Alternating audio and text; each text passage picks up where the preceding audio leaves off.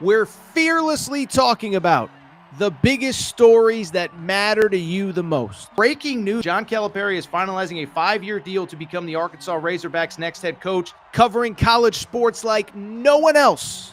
The biggest guests in sports. We now welcome in Hall of Famer Jim Calhoun. Such a pride I had, I came to Connecticut. The legend, Tim Tebow, joins us. We'll run it back. I like it. The legend, Herschel Walker.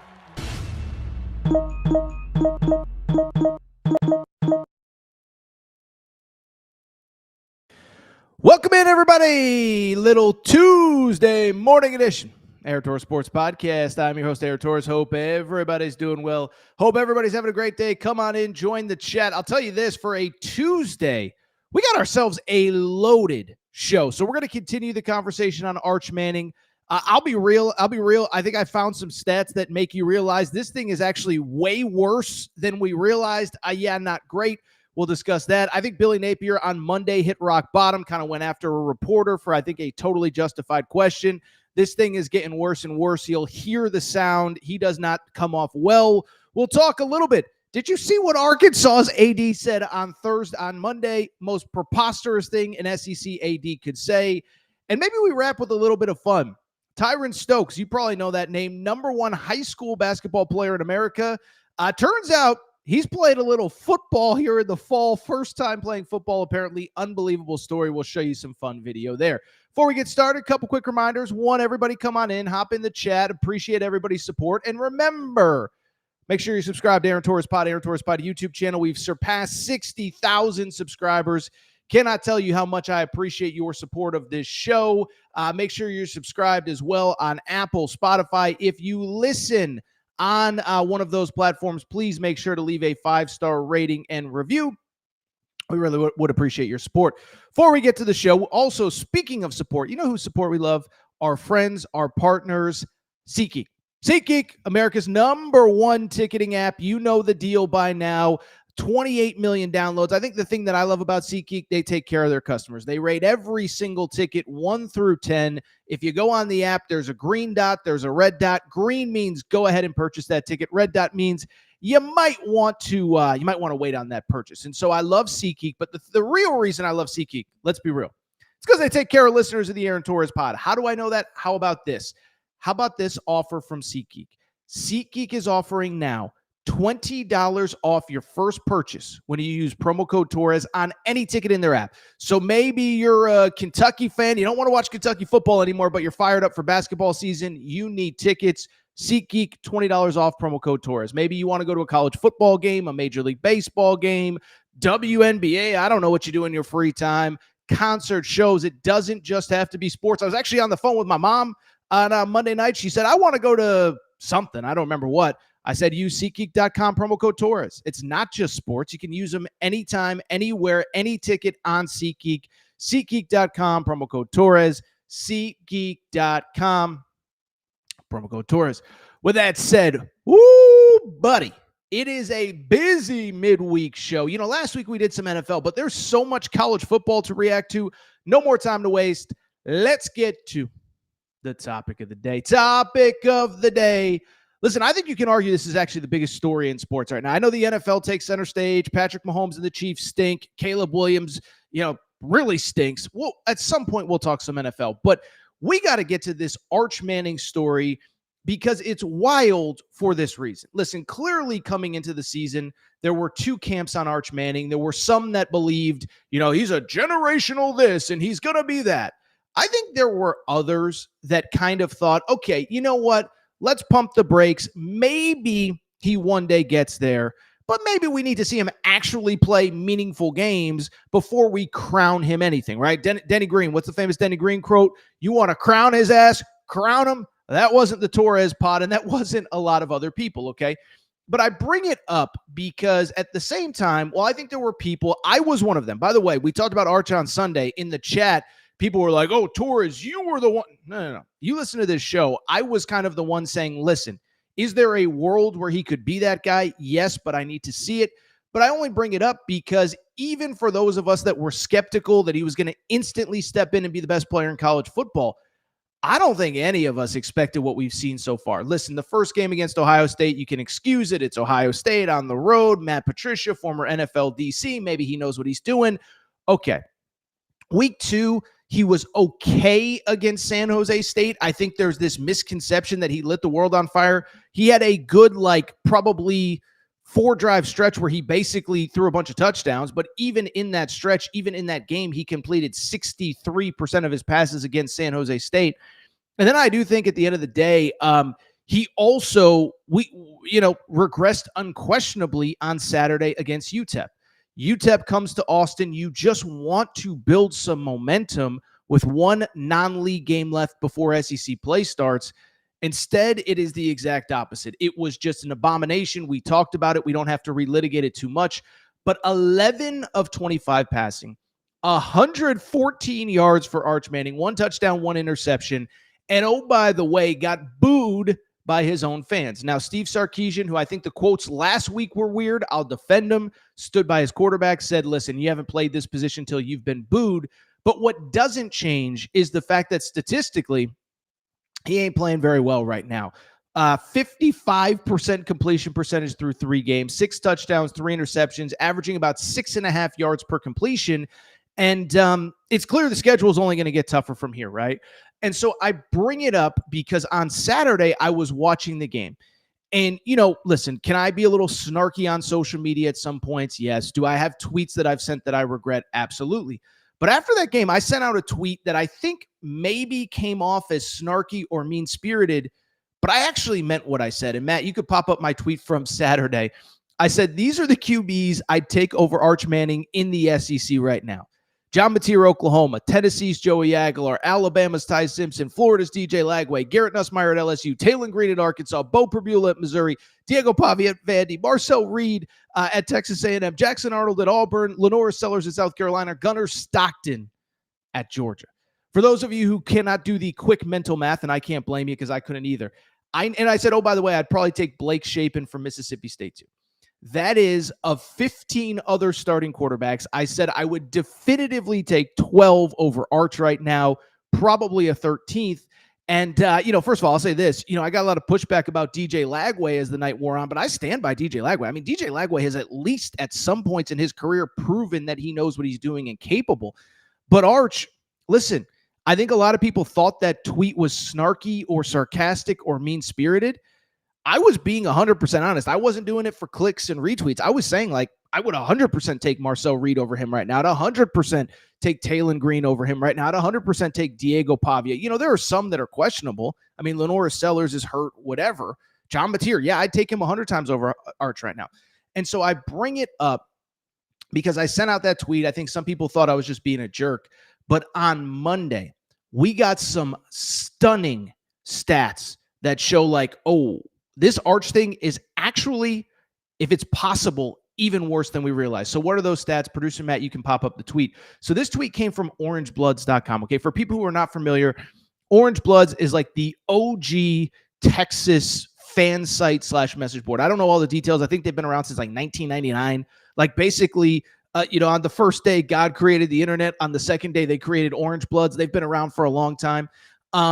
By the way, I hope nobody was offended by the religious comment. Anyway, here are some stats from Orange Blood's official Twitter account showing just how bad Arch has been. These stats are absolutely jarring. He said, or she said, or whoever tweeted said, Texas is off to a rough start on offense. According to Orange Bloods, Texas is last in the SEC in third down conversions, last in the SEC in red zone conversions, 12th in the SEC in fourth down conversions, 14th out of 16 in scoring and total offense, 13th in the SEC in pass yards per game, 9th in the SEC in rush yards per game. So they're running the ball fine. Continues. Arch Manning is 13th in the SEC in QB passing rank, 12th in the SEC in long passing plays, last in the SEC in completion percentage, 13th in the SEC in QB rating, 14th in interceptions thrown. So when I put out that tweet that said that I would take minimum 13 of the 15 other starters, it might have seemed mean-spirited. It actually might have undersold just how bad he was. Those stats, Matt, you could pop up that Orange Bloods tweets again. They're jarring. Last in the SEC in red zone conversions, third down conversions, and then Arch 13th in QB ranking, last in completion percentage, 14th in interceptions thrown. So these stats are jarring. I think this proves this isn't some weird abomination, especially when you factor in that this is supposed to be the easy part of the schedule. I know Ohio State on the road is tough, but the Sam Houston State game this weekend, San Jose State last week, and UTEP was last week, San Jose State 2 weeks ago. This was supposed to be the part of the schedule where you get right, where if you are not a finished product, where if you are not the Heisman favorite, you figure it out before you go into SEC play. And instead, Arch Manning is bottoming out. And so now the conversation that everybody's having, and like I said, I don't think it's facetious or sarcastic to say it's maybe the biggest story in sports, because I have people that don't even really like college football reaching out to me saying, dude, what is going on with Arch Manning? What's wrong? And I just go back to a few different things that we talked about on Sunday, but I think they're worth reiterating here. Listen, first of all, I just think there's a very strong possibility that Arch Manning has been overrated to begin with. I hate to be a jerk, but listen, we're talking about an athlete that's making more than you make. Well, I don't want to say about you, but more than I make. Listen, he's a professional athlete, and we have to be fair. And if we're going to criticize the 7th pick in the draft or the 13th pick in the draft or Zach Wilson here, Justin Fields there, Bryce Young there, it's not that much different than Arch Manning, who frankly is probably making more money than a lot of NFL quarterbacks. I just think that the first, reality here, he was probably overrated to begin with. And I go back to what I said in the summer. I go back to what I said on Sunday. And I know people think it's a casual take, but I think it's actually the right take. If Arch Manning was so good, he would have and should have played over Quinn Ewers last year. And I know what Texas fans said at the time. They even said it in the Ohio State game, is like, you don't just bench a veteran for the young guy just because. Well, first of all, let's remember, Arch wasn't a young guy last year. Redshirt freshman, late in the season, Quinn Ewers was struggling. This wasn't Florida fans who I think rightly were asking for DJ Lagway to start week 1 last year. We're not talking about Bryce Underwood going into Oklahoma in his second game of his career. We're talking about a quarterback now that is in his 3rd full year of college football, his 3rd full year in this system, and something isn't clicking. And I think we have to acknowledge there is a possibility that Arch Manning was just overrated the whole time. And I go back to what I said. If he was good enough, he would have played over Quinn Ewers last year. People fight me on it. People want to argue with me on it. People say you don't bench, a veteran if you have a chance to win a national championship. Yeah, you do. Most of the great coaches have at this point, right? Nick Saban, famously, we don't need to go through this again, but we all know, national championship game, title on the line. Jalen Hurts is struggling. What does he do? He goes to Tua Tagovailoa. They win a national championship. Dabo Swinney coming off a playoff appearance with Kelly Bryant. They come back. Kelly Bryant's good. He's got a freshman on the bench named Trevor Lawrence who's better. And you can go back to that year. Dabo Swinney was just like, listen, I have a chance to win the national championship. I can't not play the best quarterback that I have on my roster. Guess what? He wins the national championship. You go back a few years ago. I was thinking about this one. People forget about this one. J.J. McCarthy, listen, we could criticize how he played on Sunday. Maybe he had a bad ankle. I don't know. A little mad I had Minnesota in my survivor pool. Neither here nor there. But listen, J.J. McCarthy, go back to his first couple years at Michigan. Year 1, he was the backup. It's easy to forget that first year they beat Ohio State at home, snow's falling, whatever. A guy named Cade McNamara was the starter. And what ended up happening? The following year, Jim Harbaugh basically had an open quarterback competition in front of the fans. Week 1, Cade McNamara started. Week 2, J.J. McCarthy started. And once J.J. McCarthy started, it was clear to everybody watching that he was the better option, and he kept the job. So don't tell me that you can't go away from a veteran. And then I think the important note that a lot of people in the chat or the comment section when you watch this later are going to say is justifiable as well. Arch actually did play last year, and he just wasn't very good.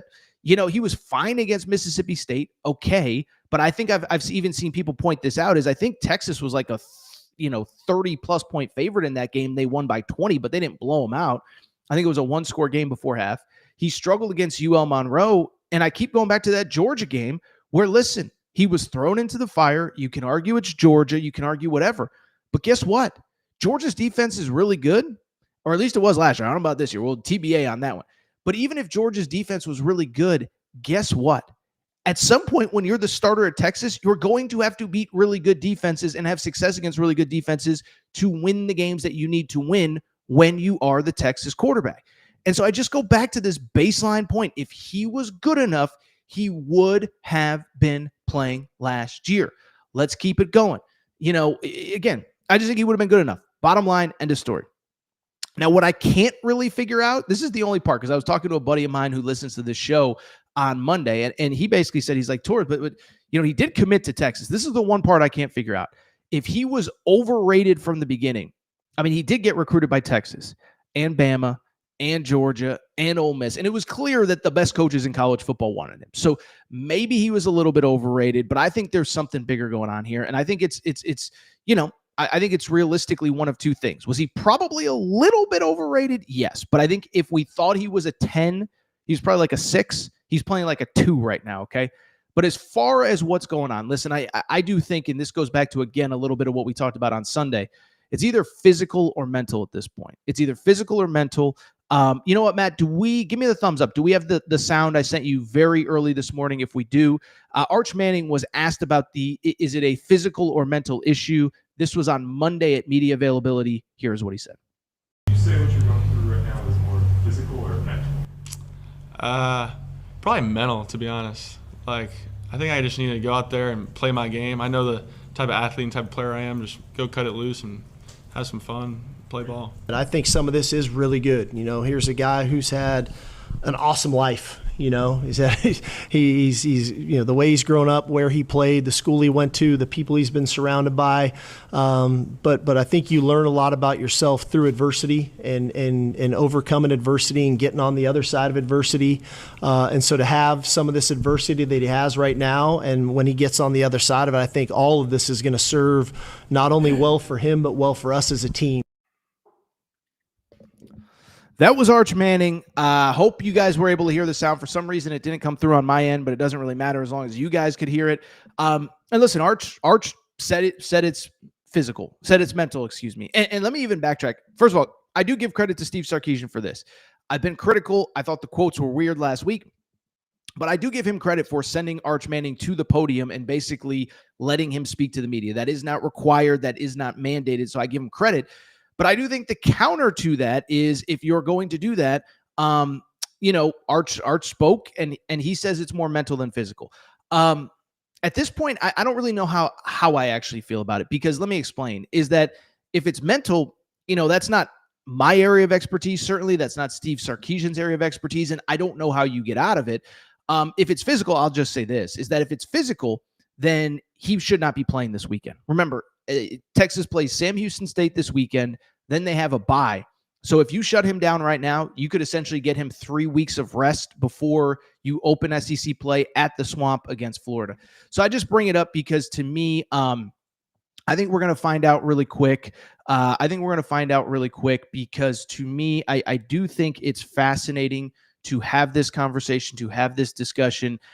He says it's mental. I'll trust him. But if it's physical, he needs to shut it down for a few weeks and get ready for SEC play. Ironically, Texas's SEC opener is against Florida in the Swamp. If you think things are bad for Arch Manning, you got to hear what Billy Napier said yesterday. It's getting dark in Gainesville. What did Yogi Berra say? It's getting late early here. It's getting dark early in Gainesville right now. We'll take a quick break. Billy Napier, not very good sound. Be right back. All right, we're going to get back to the show in a minute, but before we do, I have so many people that reach out and say, Torres, you give me hours and hours and hours of free content every day, every month, every year. What can I do to help support the show? Well, you want to support the show and look good in the process.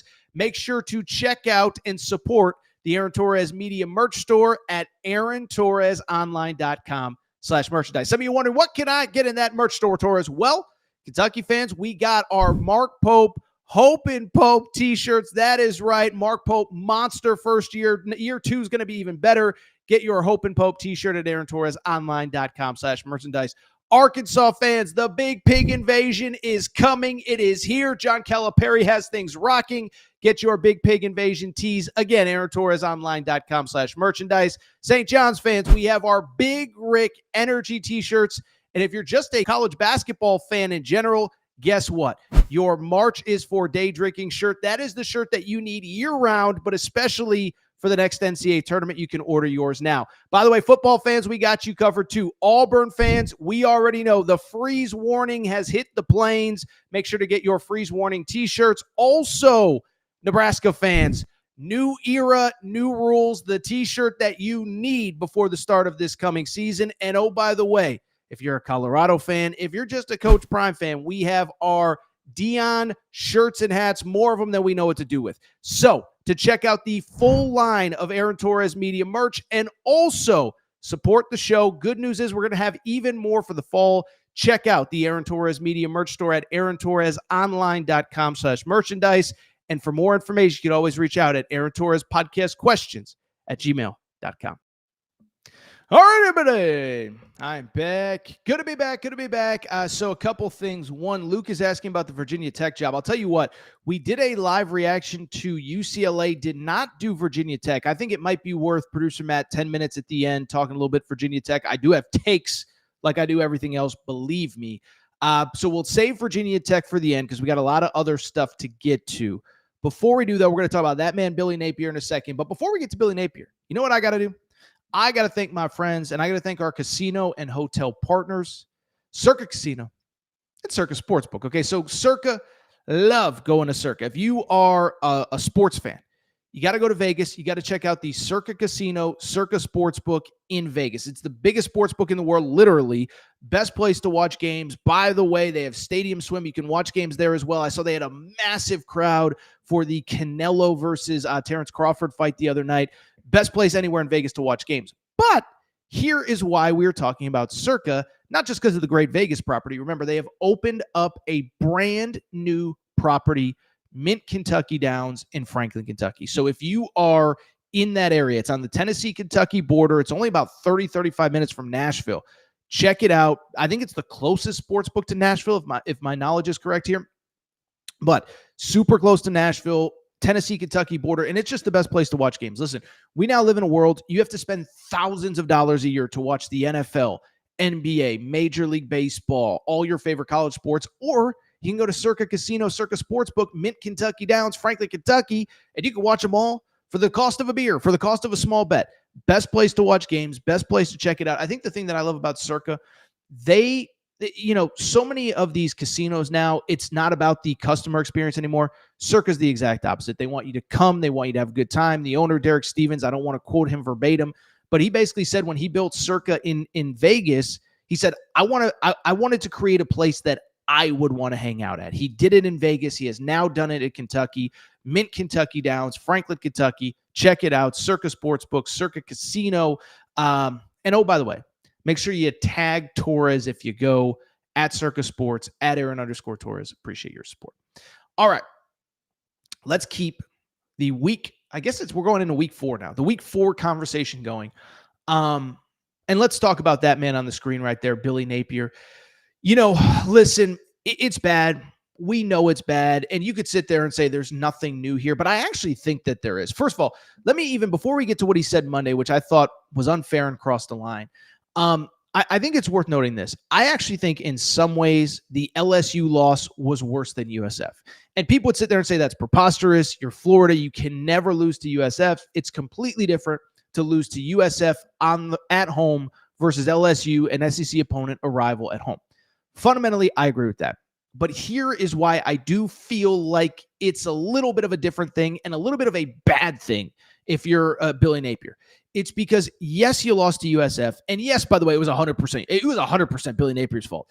Everything that a coach could do wrong in the final minute, it's so funny. I listen to all these other college football pods, and they kind of dance around it. No, Billy Napier was a train wreck in the final 3 minutes against USF. The fact that it was even close is its own conversation. But the final 3 minutes, threw the ball when he should have run it, doesn't know how to use timeouts, doesn't know how to stop the clock, should have let the team score when they ran out, whatever. Everything that could go wrong did. But the reason that I think the LSU loss might actually be worse is because, as we talked about on Sunday, the one thing that Billy Napier in the darkest moments for really about 2.5 years now could always sell was, man, just wait until we get DJ Lagway going. When Florida went 5-7 in DJ Lagway's senior year, it was, well, wait till DJ Lagway gets to campus. Last year, when you start off slow 1-2, it's like, well, at some point we're going to turn over the keys to DJ Lagway. It's going to be awesome. Then you turn the keys over to DJ Lagway. Everyone's feeling good last year. Then the offseason happens. He barely practices. We'll get to that in a minute. But that was why the LSU game was so dark and so bad. It was because the one shining light in the entire program more than anything else, the one thing that has essentially gave anyone hope for the last 2 years as Billy Napier has fumbled away one win after the other, just completely melted down. And I feel bad for DJ Lagway. This isn't a criticism of him as a person. By all accounts, he's a great kid. I know he's actually donated a ton of his NIL money to the women's sports at Florida and the Olympic sports or whatever. Great kid. But that was a disaster on Saturday. And I think if you're Billy Napier, the one thing you've been able to hold on to slip through your fingertips, okay? And so I bring it up because it's really dark. And it's really bad. And DJ Lagway was the one thing that you were holding on to that you could sell that things are going to get better. He was a disaster. What I think was even worse was that after the game, Billy Napier then immediately starts to change the narrative and say, well, guys, honestly, realistically, he really just didn't practice that much this spring, and we have to be patient, and we have to be this, and we have to be that. And for people who don't know all the details, DJ Lagway did have a shoulder injury, barely practiced in the spring at all, didn't throw for many months, and then fall camp opens. He's in a boot for a few days, and you just bring it up because it's one of those situations where, he really didn't get a ton of practice time, certainly wasn't able to build on the momentum from last year when you win 4 straight to end the regular season. Still, there are reasons and there are excuses, and this is kind of in the middle. It's a legitimate reason, but it's also an excuse. And I will also say this. If DJ Lagway either doesn't have enough experience or isn't healthy, you have to start thinking about alternatives. Well, I think everybody thinks that way, except for Billy Napier, because Billy Napier on Monday was, first of all, he references DJ Lagway not having a ton of experience, but was then asked a very simple baseline question. If DJ Lagway doesn't have enough experience, do you need to get other guys reps with the ones? Thought it was a totally legitimate question from Graham Hall. I do know Graham a little bit, met him at the Final Four last year, very nice guy, but was asked by Graham Hall about the idea of getting other players experience. I want to play the sound. I will warn you, it's a little bit of a longer piece of sound. It's about, whatever, it doesn't matter. It's a little bit of a longer piece of sound, but why we're playing it in totality is so you have the full context. Billy Napier first using inexperience as a justification before then getting mad about being asked about should you get other guys experience if he's not ready. Producer Matt, go ahead and play the sound from Billy Napier's Monday press conference. Confidence level, it has to take in a little bit of a hit there when you throw 5. Yeah, no, I think, listen, there's going to be some healthy things that come from this, If you play that position, these days happen to you, and certainly in the SEC at the highest level of football in the National Football League, you're going to go to the park sometimes and make some mistakes and struggle. So even the great ones, and I think we have to keep things in perspective here relative to how much experience he has, the offseason that he's been through. I think it's important to evaluate things from that perspective and not necessarily on one performance. Value experience, is there any thought about giving elevator reps, whether in practice or in a game, to someone like Aiden Warner or Harrison Bailey? Say that one more time. Given the need for experience, is there any thought to maybe give more first-team practice reps? So give the third and the fourth guy reps? Do you think that the value of experience would help in that regard? Aiden has more experience than DJ? No, he doesn't. And I think you'd probably be hard-pressed to add up Harrison's reps, and they'd probably be less than DJ. So that's not a very good question. Tramel Jones is the backup quarterback. All right, let's focus on what we can do from a technical perspective to help the kid play better, okay? Next question. So Billy Napier telling Graham Hall, a local reporter, that is a bad question. Why did you even ask? Again, the context, Billy Napier says, well, DJ Lagway doesn't really have a ton of doesn't have a ton of experience. The reporter rightfully asked, well, if he doesn't have very much experience, do we need to start working on getting other guys experience? Billy Napier gets mad, and I'm just going to say this. This is bad. This is getting ugly. This is not going to end well. I don't root for people to lose their job. I really don't. Like, we talk about it because it's interesting, but this is just getting so dark so quick. And I think we have to accept the reality that I think this is going to end quickly and end badly. Okay, so first of all, I don't love the idea of coaches calling out reporters, right? Everybody's there to do a job. Everyone's just doing their best. We'll get to the question itself in a minute, but let me also say this. Billy Napier saying it's a bad question. I'm not trying to be a jerk. I'm just trying to be honest. If it was, it may have not been the perfect question. Graham Hall apologized for the question. I don't think he should have. He didn't apologize to Napier, but he said on Twitter that he could have asked it better. Here's my thing, though. Graham Hall, even if you think it's a bad question, I don't know that Billy Napier is the person that should be telling other people how to do their jobs. Billy Napier is fundamentally, based on the scoreboard, worse at his job than pretty much anybody covering his team. Okay. By the way, I saw some crazy stats. We don't even have to get into them. One, he now has the same number of losses as Will Muschamp. Will Muschamp had 8 more wins than Billy Napier. Will Muschamp was fired at 28-20 overall. And then I think the stat that I saw was that Billy Napier would have to win. Dan Mullen won 69% of his games at Florida. I think the stat that I saw was Billy Napier would have to win 49 straight games to have the same win percentage as Dan Mullen when he was fired. We'll get the AT stats and research team on that one, but I just bring it up to say, like, I don't think Billy Napier is the guy that should be telling anybody how to do their job or what is a good or bad question, especially because, by the way, this guy is trying to give you any sort of positive coverage right now at a time when there is nothing but negativity, but it is a question that had to be asked. I'll also say this. Graham Hall on Twitter basically said, I could have asked the question better. And I told Graham, I said, I kind of disagree. I think it was a perfectly fair question and a perfectly valid question because I guess producer Matt said that it is Billy Napier. Good news. He only has to win 28 straight games to have the same win percentage as Dan Mullen. Okay. But 2, let me also say this is that again, the reporter who asked the question kind of went on social media and said, I could have asked it better, whatever, blah, blah, blah. And I don't know all the dynamics about fans and reporters and this and that, but it was a totally valid question based on the conversation that Billy Napier had. Now, if Billy Napier just said, look, DJ's struggling right now, but and he did say some of this, but he did say like DJ's struggling. It's my job to get him better. And like, I'll say that there's nothing wrong with Billy Napier saying that. I'll defend him on that. But conversely, if you start throwing out the excuse that he doesn't have enough experience, one of 3 things needs to be acknowledged. Either you have to think about playing other quarterbacks.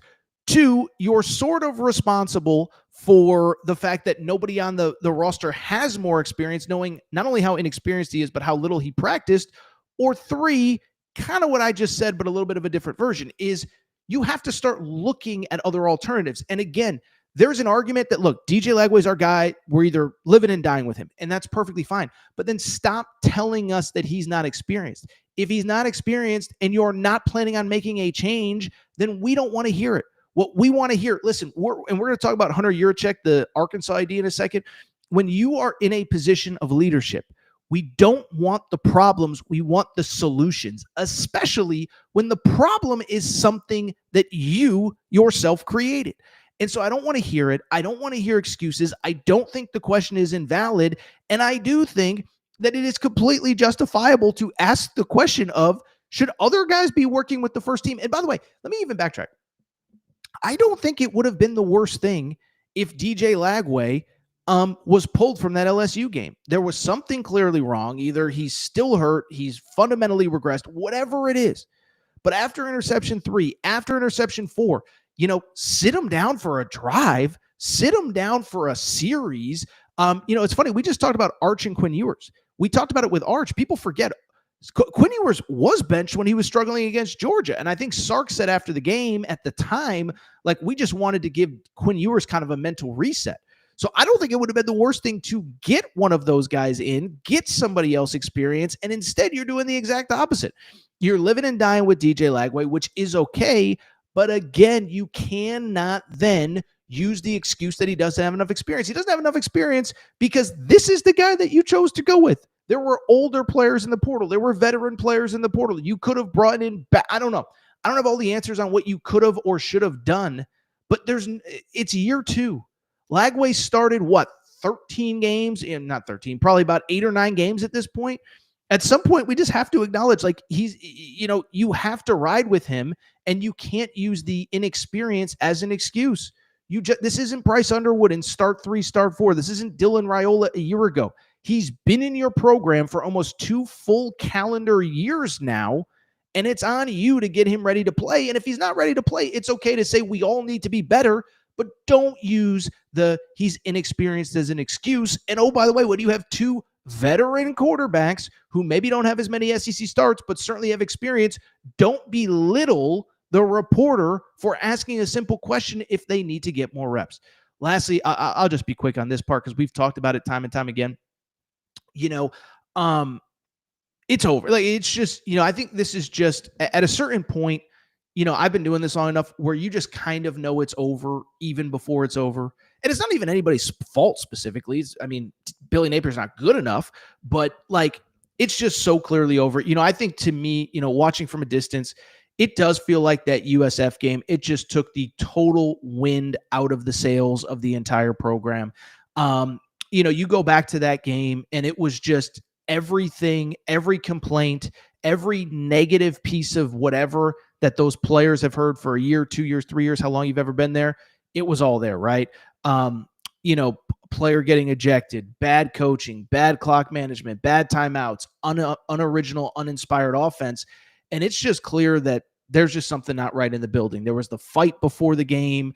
There was former players tweeting that players don't like DJ Lagway. That's not something that I know about. Well, that'll probably come out at some point. But I just bring it up because it's just clear. And it even kind of feels like Billy Napier is kind of over it. I've watched enough of his press conferences to know, like, he's usually a pretty even-keeled guy. He usually is very slow. That makes it sound bad, but he's very cautious with what he says, how he says it, never says anything that makes any sort of headlines. And so to see him be so aggressive there, it just feels like it's over. Listen, I said it on Sunday's show. I know we live in a world with the portal and this and that, but if Virginia Tech, if UCLA can fire coaches after game 3, I think there's a somewhat realistic possibility that Billy Napier gets fired this Saturday. If you don't know, that they play Miami, but don't forget that on top of playing Miami, they have a bye before they go back into SEC play against Texas. So that would be an easy chance to make a clean break. He's getting fired. The money has been raised. The decision has pretty much been made. And there's just not enough wins on the schedule. Now, the only reason I don't think he'll get fired is because with 4 games in the books, all the players that want to transfer could basically say, I'm taking a red shirt. Like DJ Lagway could go into Scott Strickland's office and say, I'm redshirting. I'm not playing this year. So I think that he probably won't get fired, but I don't think there is a 0% possibility. But you see stuff like this. You see him going after a reporter. Listen, there are coaches that can go after a reporter. Nick Saban can say whatever he wants to a reporter. Billy Napier ain't one of them. So I think it's really bad. I think it's getting ugly. I think, frankly, probably the sooner we can get through with this era, the better. It's time for a clean break. We'll have time to talk about candidates, but it's so over for Billy Napier. It's just so over. Tell you what, this is what we're going to do. We're going to take one quick break. We're going to come back. We will talk some shocking comments from Arkansas's AD. Should mention, by the way, as I said a minute ago, our buddy Luke wants to know about the Virginia Tech head coaching job, so we'll talk Virginia Tech. And maybe at the end, maybe, just maybe, we go ahead and get to a little Tyran Stokes. Did you see what Tyran Stokes was doing yesterday? We'll explain all that next. Quick break, final break. Be right back. What's up, everybody? It's AT, and I've told you before, when I'm on the road, when I'm podcasting, sometimes you end up looking like a slob. Look at me, mismatched socks. I'm wearing shorts. What am I doing? The folks at Firebox said, Torres, let's get you some fresh gear to look better when you're on camera. Well, what do you think? This is all part of the spring collection for Firebox. These jeans, perfect when I want to go to games, casual, serious, business casual, you name it. Got the quarter zip. And oh, by the way, we got this perfect zip. This is the perfect spring, summer zip that you can wear when you're out with friends. Maybe it gets a little chilly. Maybe it's a little chilly in the morning. Perfect for all occasions. So this is what I need you to do. If you like what you see, and you should, what I need you to do is visit Firebox.com. That's Firebox.com, By the way, Filebuck has a special promo code for listeners of the Aaron Torres pod. Use promo code Torres and get 20% off your purchase. Thank you again to Filebuck. By the way, make sure that you're following them on social media at Filebuck, Fioboc. Thank you, Filebuck. All right, everybody. I am back. Good to be back. Good to be back. Final segment of the show. So good to be back. I see a lot of chat about the Virginia Tech coaching job in the chat. We'll get to Virginia Tech in about 10 minutes from now. We got to talk very quickly about the situation in Arkansas. Their AD, Hunter Yurachek, said something absolutely absurd the other day. Tell you what, Matt, before we get to Arkansas, before we get to Hunter Yurachek, let's go ahead and shout out another one of our favorite partners, Collie Puffs. So Collie Puffs, I've told you all about them, but listen, it's that time of year. You're like me, probably sitting on the couch all day Saturday, all day Sunday, Monday night you're watching football. Well, guess what? You need a snack that is both healthy but delicious, something you're going to love, your kids are going to love, your parents are going to love, whoever you watch football with, you need Collie Puffs. Okay, so it's a family-owned company not far from where I live. Joey, the founder, good friend, but he's also a football fan. Rams season ticket holder, was supposed to go to the game with him just a few days ago. Bring it up because he was sitting on the couch one day, stuffing his face, and he said, you know what? I need a snack that's healthy but delicious, something my kids are going to love, something I'm going to love. He came up with Collie Puffs. These are the alternative to the crap in your grocery aisle. Baked, not fried, avocado oil, no grease, healthy ingredients. The best part is, though, they taste delicious. For more information, this is what I need you to do. Go to CauliePuffs.com. That's CauliePuffs.com. CauliePuffs.com. You can also find them on Amazon.com. But if you go to Collie Puffs, how about this? You can get 15% off your purchase when you use code Torres. So listen, you want to buy one bag, you're having family over, you want to buy 100 bags. Use promo code Torres. It gets you 15% off. CauliePuffs.com. CauliePuffs.com. We appreciate their support. All right, let's get to this Arkansas story, okay? So Arkansas, first of all, brutal loss on Saturday. I feel bad for Arkansas fans. Again, I'm not trying to put myself in your shoes, and you don't need me to go through everything. Forget what has happened in the history of the program. Just in this calendar year, we got to get to 2026 if you're an Arkansas fan. But we all know what happened Saturday in the Grove. You know, listen, I think what got a little bit undershadowed in that game because of the manner in which you lost, because of the manner and the fact that Ole Miss's backup played really well. I'll say this, by the way, Arkansas fans, I know you don't want to hear it. I think that backup is better than Austin Simmons. He came into the Kentucky game the week before.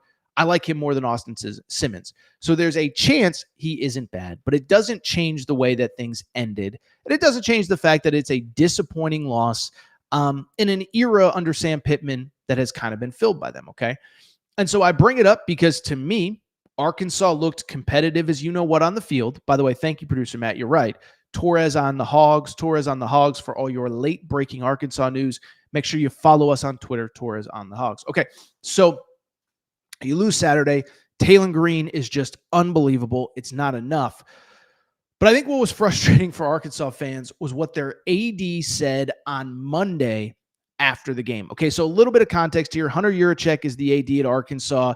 You know, fundamental. I've never met him, never conversated with him. I thought he kind of knew what he was doing, but we kind of have, I hate to be a jerk, but we kind of have an increasing track record that maybe he doesn't fully know what's going on. And to even backtrack before we get to what he said on Monday, I want to kind of explain something to the audience that probably doesn't follow Arkansas on a day-to-day basis. Sam Pittman, the head coach, has been very public basically about the fact that, yeah, our football team hasn't been very good the last couple of years. We went 6-6, 7-6 with a bowl game last year.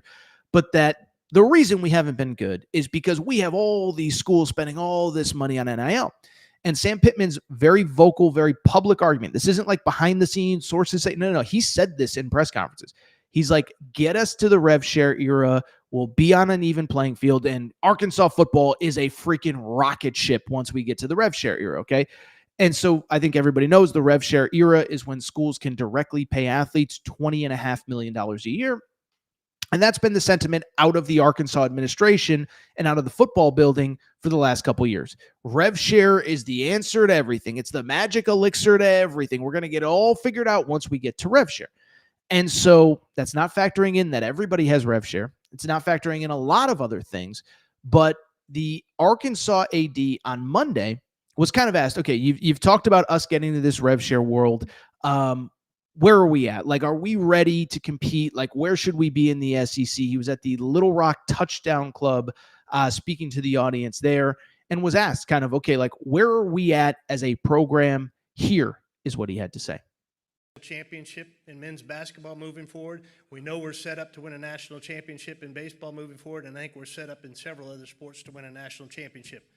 Football, where we are right now, we're not set up to win a national championship. I'll just be brutally honest with that. But I think we're set up to compete really well in the Southeastern Conference, especially now with the new revenue sharing model.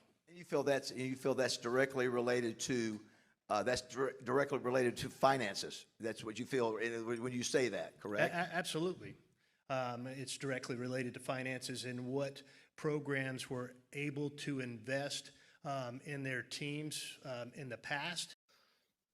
So that was the Arkansas AD publicly acknowledging that, no, we are not in position to compete in football, to which I say, listen, Matt, we'll wait for the second piece of sound for half a second.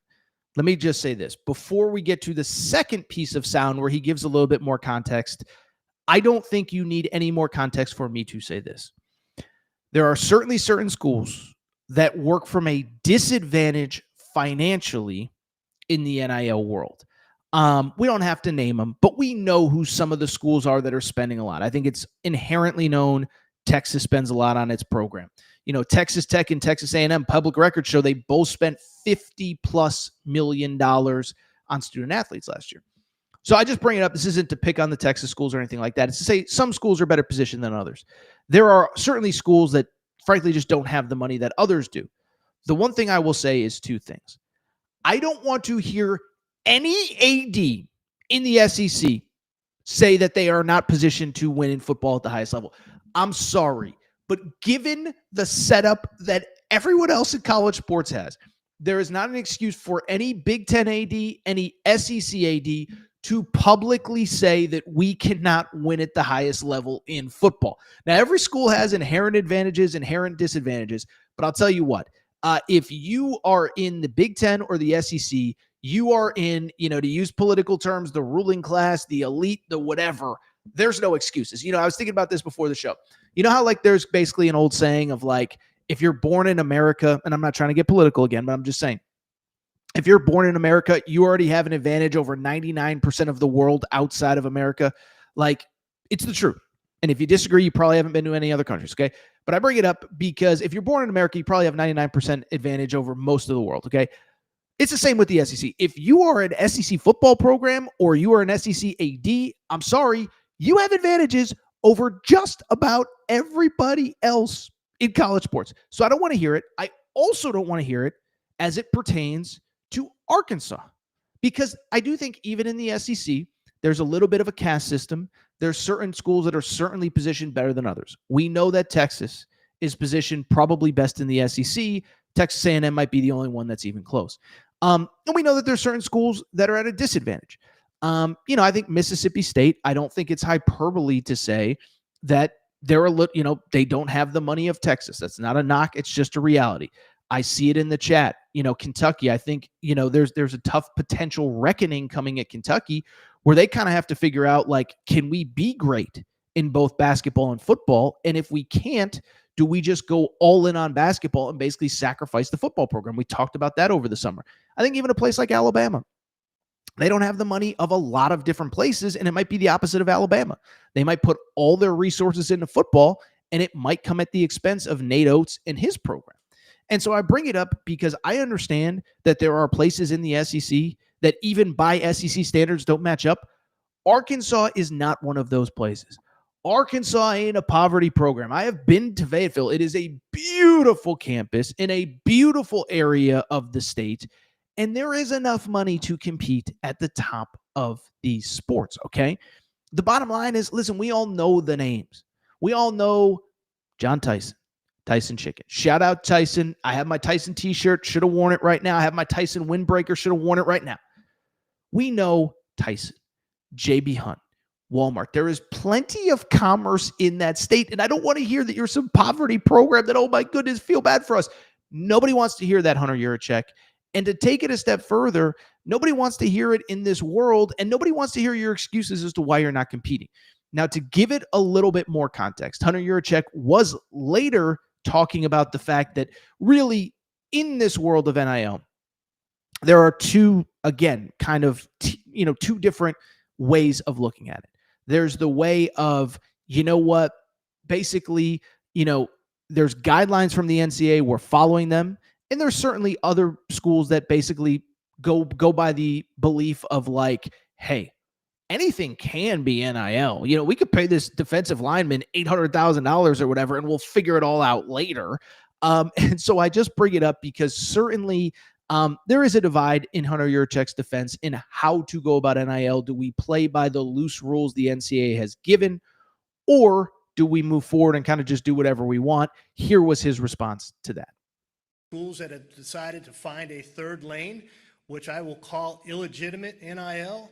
And what we have right now in college athletics is we have a speed limit, but the signs haven't been posted on the interstate, and there's not a trooper that's patrolling. And so let's all raise our hands. If you're driving down I-40 and the speed limit's 55, but there's not going to be a trooper out that day, how many are going 65, right? That's what's happening in college athletics right now. And so you have to decide as an athletic director, are you going to get out in this lane that you're not supposed to be in and operate without the highest level of integrity, or do you want to stay in these two lanes? And that's where the rub is coming right now in college athletics. Until we get our enforcement agency up and running, you're going to continue to have schools operating in that third lane, and that's a bad place to be, in my opinion. It's bad for college athletics. And I don't want to operate there. But I think to be competitive, we may have to figure out what that third lane looks like for the University of Arkansas. Okay, so let me react to that really quick because I've seen a lot from Arkansas fans of, screw the speed limit. We don't care what it is. If that school's doing whatever it takes to win, then we want to do that as well. Okay, there's certainly that argument. But let me even give a counterpoint to the counterpoint to the counterpoint. Forget whether you should be, quote unquote, playing by the rules or not, okay? Because I think even in college administrations, there has been a misunderstanding of what rev share is and what it's supposed to be. And I think there's a fundamental misunderstanding of what rev share even does, okay? What does rev share do? Rev share, this is an important distinction. It allows schools individually to spend up to $20 million, $20.5 million technically, of their own money to pay college athletes, okay? That does not mean that schools and that athletes at a certain school can only make $20.5 million. What does that mean? What is the difference? Arkansas itself, UConn itself, Florida, Tennessee, Georgia, Ohio State, Michigan, they can only individually, as schools, spend $20.5 million. But that doesn't mean that their schools can only, that their athletes can only make $20.5 million. What it means is that everything outside of the $20.5 million has to be, quote unquote, true NIL. Has to be something where, in theory, you're getting paid for a service. You're, posting on Instagram. You're showing up for a meet and greet. You're doing something. And so this notion that rev share is going to solve everything doesn't even make sense on that level, okay? Because first of all, guess what? If your argument for 2 years has been wait till we get to rev share, well, you know who else has access to $20.5 million to pay their athletes? Literally everybody in college sports. So that is not going to put you over the top, and saying it's only rev share is going to fix everything doesn't even make sense because everyone has access to the same money. And what every administration's job is going forward, and by the way, it's not just Arkansas. I'll defend Hunter Yurachek on this because I think there was a lot of miscommunication and misrepresentation. It's finding ways to create new revenue streams in addition to the $20.5 million that you can pay your athletes. Again, you're capped at Arkansas or Texas or Florida or UConn writing out individual checks. You're capped at $20.5 million. But it doesn't stop the local car dealership, the Tyson's Chicken, Friends of Coal in Kentucky. I just saw them advertised somewhere. That was why it was on my mind. Don Pepe's Pizza in New Haven, Connecticut for UConn. It doesn't stop It doesn't, 20.5 million is just the flat baseline minimum of what can be spent on athletes. And so it's an administration's job to find other opportunities for athletes. Now, listen, sometimes you have an Arch Manning, a Cooper Flag, an AJ DeBonsa, where they're so marketable, it doesn't matter. They're going to find their own deals. But what I believe the next iteration of college sports is the ability to help your athletes get other opportunities. This is what a collective should be doing right now. I saw a bunch of schools close down their collectives over the course of the last couple of months. I'm like, what are you doing? Collective is more important now than ever because you have to create other opportunities for your athletes. So listen, I could go on and on, but one, I just don't ever want to hear an SEC AD say, oh, I'm sorry, we don't have the money to compete. No excuses, play like a champion. You're a leader, you're supposed to be leading. If there's a problem, you're supposed to be finding solutions, not just throwing your arms up. And by the way, if you can't find a solution, it's kind of like Billy Napier as a coach. If you can't find a solution, step aside because somebody else can't. And it's the same with being an AD. If you can't figure out a way to continue to raise funds, continue to put your athletes in the best position, I don't want to hear it. But this notion that because we have rev share, we're supposed to stop at 20.5 million, that was never how this was intended. So I could go on and on. I'm already a little bit fired up, but we got a couple more things to get to. By the way, you want the unfiltered Arkansas coverage, Torres on Arkansas, Torres on the Hogs, Torres on the Hogs on Twitter. We also got our Big Pig invasion shirts. There might be an invasion into the AD's office after that one because it's like, you can't say that publicly. You just can't. And again, I'm not even an Arkansas fan, but it's like, it makes me mad. My AD said that. I'd be like, what are you doing? You can't say that publicly. What are you doing? Listen, let's go ahead and wrap the show. A couple more things I want to get to. Luke in the chat, I know the chat has been humming, so I'm going to have to go find it somewhere, but we'll just pull up Luke's question because I think it's a good way to set this up. All right. Luke says, Torres, if you have time, and you talk about the Virginia Tech opening, I think they've got to make Shane Beamer and Jimbo Fisher say no. Beamer might leave if South Carolina turns on him after a disappointing year. Okay, so this is a great question. We'll leave this up for half a second. And let me start by saying this. So I'm going to take it down because it's distracting me. But that's the question. That's what you need to know.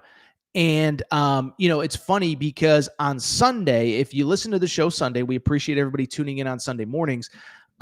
On the show Sunday, I did reference like, hey, when we were talking Nico, I was like, I think there's a chance Deshaun Foster could be let go by the time that you listen to this clip. Well, fast forward, Deshaun Foster was let go on Sunday. We did an instant reaction to it. I encourage you to check it out. But then as Deshaun Foster was getting fired, it came out that Brent Pry was fired as well at Virginia Tech. Not really surprising, certainly given the circumstances of, several disappointing years. You're 0-3. You get destroyed by Vanderbilt at home.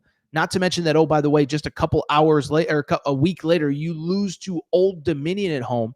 And I understand that this is a different program in a different world in college sports. But as the old saying goes, no excuses, play like a champion. So first of all, the job itself. And I've seen, I love this audience because you guys are so smart, so knowledgeable. And I've seen a lot of people talking about this in the chat. And I think you guys are 1,000% right, is that the dynamics at Virginia Tech have changed, right? We all, most of us remember the Michael Vick days. I'm sure not everybody does. But the dynamics have changed. And why the dynamics have changed is that basically, the recruiting dynamics have changed. And the reality is that, listen, when Virginia Tech kind of was on the come up, listen, we don't have to get into boring geography here, but the Tidewater area in Virginia was kind of this under-recruited spot. And it was just, there was a lot of great talent there. Not a lot of people were going in there. And Virginia Tech was like, if nobody else is going to go in there, we're going to go in there. And that's obviously where they got Mike Vick, later on Marcus Vick, and a lot of the best guys that made them who they are. Well, I think what has changed with Virginia Tech is a couple things. One, there's just raw finances. We just talked about it with Arkansas. We've talked about it with Texas. And I think Virginia Tech, I know because there's public records that indicate this, Virginia Tech is just so far behind the eight ball. They're so far behind Clemson. And I know Miami's a private school, so we don't know, but we know Miami's spending way more money than Virginia Tech, Florida State, et cetera, et cetera. So one, there's the finances, but two, the recruiting has changed so much. And it's so interesting to me, and it's maybe the biggest change in college football that, like, we always talk about the portal, we talk about NIL. We didn't talk more about how much recruiting has changed in this world in college football. What do I mean by that? What I mean is that even 10, 12, 15 years ago, recruiting was largely geographic, right? It was most of the best players in SoCal went to USC. Most of the best players in Texas went to Texas, A&M, whatever. Most of the best players in Florida went to Florida, Florida State, Miami. Now it's just kind of, you just go wherever. And sometimes it's NIL related. Sometimes you want to play in the SEC. Sometimes you want to play at Michigan, whatever. But I think that's the biggest change is, it's funny. I was texting a buddy of mine. Number one recruit in the state of California is committed to Texas A&M. Like, that tells you everything you need to know. Alabama last year, they had more blue chip recruits from the state of California in the 2025 class than they did in the state of Alabama. If you remember last year, Hugh Freeze crushed in the state of Alabama. We'll talk about Hugh Freeze later on in the week because they got a big game, but some of those guys are already playing really well. And so recruiting has changed. I saw this in the chat, so I want to give credit where it's due to whoever said it. But let's see if I can find it really quick. Let me see. Give me half a second. We were talking about Virginia Tech. Give me 1 sec. I know this is bad video, bad audio. Frank brings up the really good point. He says, now that the Big Ten pays players, they took over the DMV and Virginia recruiting areas. And I think there's something to that. As he said, Michigan, Maryland, and Penn State are all recruiting at a higher level than Virginia and Virginia Tech. And it's because Penn State is now not just recruiting Pennsylvania. They're going wherever. And I think that's the biggest X factor is now Michigan's recruiting Virginia. Penn State is, Ohio State is, Travion Henderson's from Virginia. He went to Ohio State. The Savion Hyder kid, I think is how you pronounce his name, is from Virginia. He's going to Michigan next year. And so I just bring it up because Virginia Tech and Virginia don't have that recruiting advantage anymore. Now, to Luke's question and Luke's point, because Luke asked specifically about Shane Beamer, I'll say this. I think if I had to bet today on if Shane Beamer, I'm going to probably trip that up a few times. If Shane Beamer was the next head coach, I don't think it's going to happen, but I do think this is that I do think, to the point that Luke brought up, I do think that there is a realm of possibility where by the end of the year, South Carolina fans are kind of out on Shane Beamer. And I understand he's coming off a 9-win year. And I understand that he, has obviously had a great deal of success. But at the same time, one, this is a fickle year-to-year sport, year-to-year league in the SEC, and South Carolina inherently is at a disadvantage in that league. And so you go back and listen, I'm going to get sidetracked here, and this is a Virginia Tech segment, not a South Carolina segment. So I never understood why a school like South Carolina, Arkansas, Kentucky, Virginia, or Vanderbilt, ever wanted Texas and Oklahoma in the SEC. Who cares how much money you're making if you can't win or if it makes it that much harder to win? And so last year with South Carolina, I think it was just lightning in a bottle, right? You go back to last year, you go back to the fact that they started off slow, but they were playing well. To their credit, easily could have beaten LSU, easily could have beaten Bama. But at the same time, they kind of hit lightning in a bottle, a bunch of NFL dudes on defense, the quarterback pops at the right moment, and all of a sudden you have a 9-win season. Now, the counter to that is South Carolina is not a place where year over year over year over year, you just got 10 dudes on the NFL on the practice squad that are going to, or on the second team scout team that are going to be playing in the NFL. That's just not the reality at a place like South Carolina. And I do think if Shane Beamer goes like 7-5, 6-6, I think he's got to consider it. I know he wants it to be right at South Carolina. I know he wants, to create his own legacy. I also know it's a lot easier to win at Virginia Tech than it is to win at South Carolina in the current state of the SEC. And so if you're Shane Beamer, you're still young, you're an alum, you come home, I think it makes perfect sense. So to me, I don't think it's out of the realm of possibility. I do think there is a conversation to be had. Now, Shane Beamer was asked about it at his Monday press availability, and he's like, I'm focused on Missouri this week, man. I got enough problems. I love that school, but I'm focused on Missouri. Go 6-6 and see what happens. Now, I think, Virginia Tech would say, well, do you want to coach off a 6-6 year? I do think if it is the right coach, given the circumstances, given that he's an alum, given that his dad is a legend there, I think they would still take him even off a disappointing year. As far as other coaching candidates are concerned, I'll say this, I'm no disrespect intended. I don't think Michael Vick is a candidate. For people who don't know, Michael Vick is actually coaching college football this year at Norfolk State. It was kind of funny. I was flipping channels on Saturday watching games. Big Ten Network had Rutgers, Norfolk State, and they're interviewing Michael Vick on the sideline. I was like, oh my goodness, I forgot Michael Vick was the head coach here. I don't think he's going to happen. I don't think it's going to happen right now. I just don't think he's the guy. Some other guys kind of in that geographic footprint, I'll say this. Listen, I think a best case scenario is maybe an Alex Golish. You just never know what jobs are going to open up, and you never know who's going to be interested in who, right? Guys that make sense for some jobs might not make sense at others. And so could Alex Golish be in the mix? I think he would be a very good candidate and very good fit there. He obviously has coached kind of in that pseudo area of the country, coming from Tennessee to USF.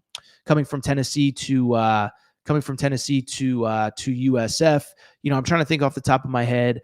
I think outside of Alex Golish, I think it'll be interesting because does a Jamie Chadwell, the guy, I'll say a couple names. One, Kentucky fans, cover your ears.